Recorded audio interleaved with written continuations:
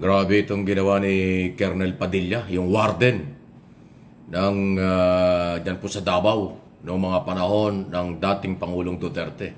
Kahapon, doon po sa public hearing ng Quad Committee, muli niyang idiniin na talagang si dating Pangulong Duterte ang bumati sa kanya matapos mamatay ang tatlong di umano'y drug lord na Chinese national.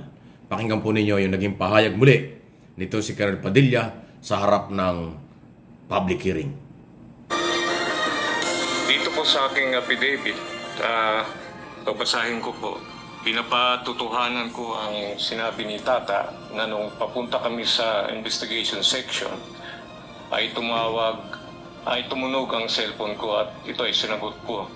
Ang tumawag sa akin ay ayon sa boses ay dating President Rodrigo Roa Duterte at sinabing congrats Superintendent Padilla. Job well done, pero grabe yung ginawang dinuguan.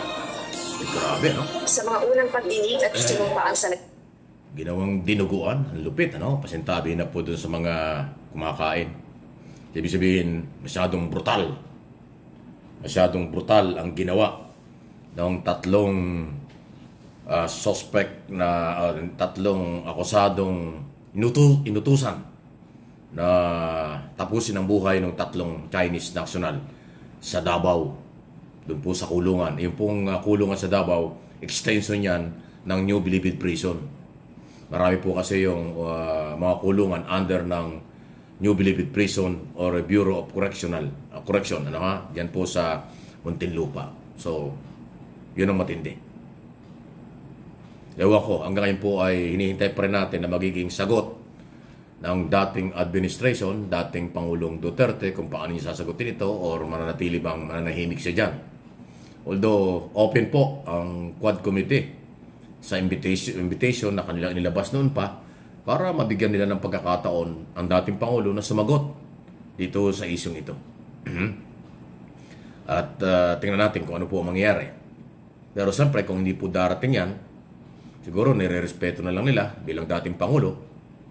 Pero siyempre gagawa ng recommendation ng committee after na mga public hearing kung sino-sino ang mga pwedeng kasuhan ng kriminal.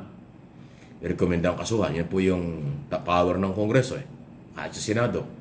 Recommendatory. Mag-recommenda ng kaso kung ano po ang mga ebidensyang nakalap ng kailang committee. Maliban sa in aid of legislation investigation na kung kakailangan gumawa ng batas or mag-amend ng batas. So, matindi po ito, no ha? At masyadong seryoso ang Kongreso. Sabi nga ni Congressman Dong Gonzales, Senior Deputy Speaker ng Pampanga po yan. Napaka-seryoso, napaka-tindi nitong kanilang ginagawa ngayon. First time na mangyari na magkaroon ng Quad Committee.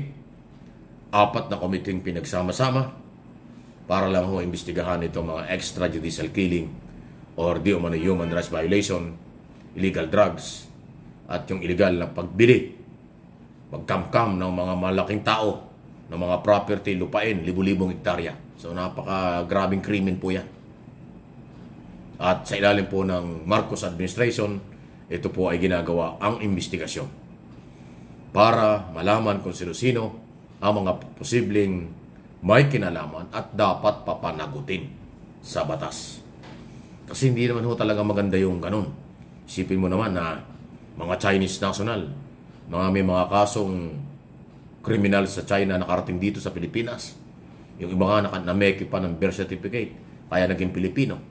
Tapos nakapagtayo ng napakaraming mga building, ang Pogo Operation, sa Banban Tarlac at saka sa Porac at iba pang lugar. So yun pong kampanya laban sa illegal drugs na nakarang administrasyon, expected naman natin na dahil tapos na ang term niya, marami ho talaga maglalabasan dyan. Kasi noong mga panahon yun, walang makapagreklamo. Wala. Kasi yung kampanya ay napakatindi. Yung double barrel. So nangyari yung kampanya pa lang yan, hindi lang sa labas, maging sa loob ng mga kulungan ay merong double barrel campaign. Although yung kinamatay ng tatlong Chinese national, stabbing, sinaksak. Pero grabe, ano? Masyadong brutal yun. 3. At yung tatlong umamin na suspect, parang nagkukwento lang ng pangkaraniwang kwento. Sino ba yun? Leopoldo, ano ba yun? Leonardo ba yun? Tan, alias Tata. Siya yung mismo umamin kung anong ginawa nila. Tsaka yung Fortaleza. Isa pa. So, tatlo ho, yung mga umamin, sila'y inutusan kapalit ng kalayaan at kapalit ng 3 milyon, 1 million each doon sa tatlong kanilang kinuha ang buhay. Pero hindi pala naibigay yung pera at hindi rin sila nakalaya. May kaso pa ngayon na homicide. So, nawala yung pangako na may kalayaan.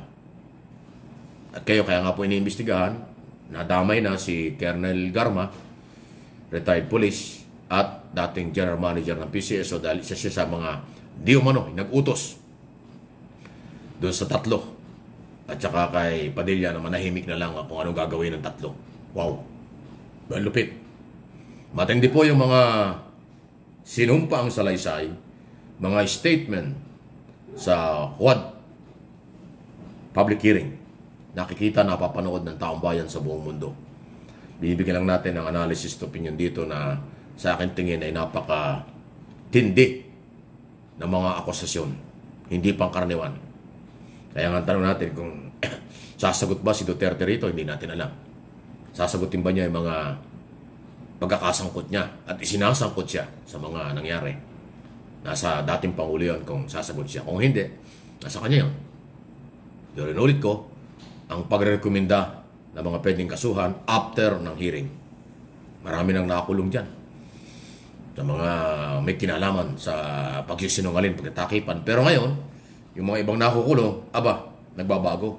Nagkakantahan na. Nagsasalita na, umaamin na. So nakabuti rin yung power ng Congress to contempt ang mga nagsisinungaling dahil napipilitan silang umamin. Ngayon, ang pinakauling kinontempt ay si Colonel Garma na winarni nga na manatili siya sa kulungan kahit nagmakaawa kung hindi siya magsasabi ng totoo. Ang isyong sobrang lapit niya kay dating Pangulo Duterte at mga juicy position ang tinanggap. Pagiging chief of police, kung ano sa Davao, sa Cebu, at yung early retirement after 15 days after ng early retirement ay ginawa siyang PCSO, Philippine Charity Statistics General Manager, Office of the President. So parang regalo ba yan o promotion? Wow. So ayan po. Tingnan natin kung pagdating ilang araw siyang makulong at sa muling pag-resume ng hearing, kung siya aamin na kung ano talaga ang kanyang kinalaman, totoo ba na siya nag-utos, nag-order na kunin ang buhay ng 3 drug lord Chinese national sa loob ng bilangguan na sinasabi ni Superintendent Padilla na warden ng mga panahong yun. 2016 ho ang pinag-uusapan dito. First year, unang taon ng Duterte administration. So, abangan natin kung paano po ito sasagutin ng kampo ng mga Duterte ang mga allegation ito. Lahat naman ito bintang. So, padami ng padami ang mga pagbibintang, padami ng padami ang mga nagsasalita na palapit din sa mga Duterte ang tinutukoy. Kaya, naku, kakaiba ho itong nangyayari. Ibang klase nga ang Kongreso ngayon. First time na mangyari ng ganyang katapang na mga komite, Quad Committee, ang nag-i-expose ng mga posibleng paglabag sa batas ng mga dating kinaukulan sa pamahalaan. Please like ng ating mga video. Subscribe and follow sa aking mga channel. Mike Abe Opinion sa isang channel at itong MA Pinoy TV.